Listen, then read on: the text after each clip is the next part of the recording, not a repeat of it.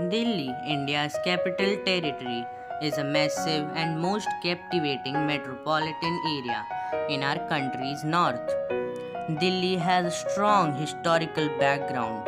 Mughal Emperor Shah Jahan made Delhi their permanent seat and built Old Delhi here. Even it was known as Indraprasth earlier, where Pandavas used to live. Even British shifted their capital from Calcutta to Delhi.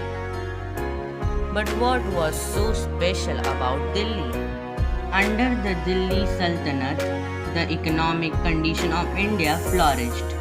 In fact, enormous wealth tempted Muhammad of Ghazni to invade India 17 times. Agriculture was in a state of great progress in Delhi, which led to economic growth. The primary Mughlai dishes would consist of meat of goat, sheep, and venison, extensive use of milk, cream, and butter in various gravies and curries, and different spices. Sultanate literature began with the rise of Persian speaking people. Sunni Islam was the religion practiced during ancient Delhi. The style of architecture that evolved during this time is called Indo Islamic.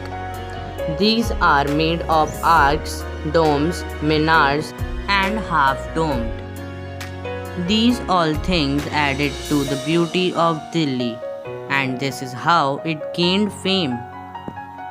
Delhi is the city where the modern and ancient blend flawlessly together.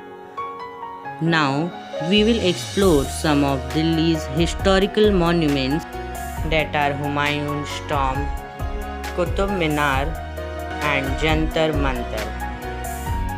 The causes of decline of Delhi Sultanate was military strength was the main factor in succession to the throne, which later gave birth to political instability. Iqtidari Zamindari and Jagirdari system led to the disintegration of Delhi Sultanate.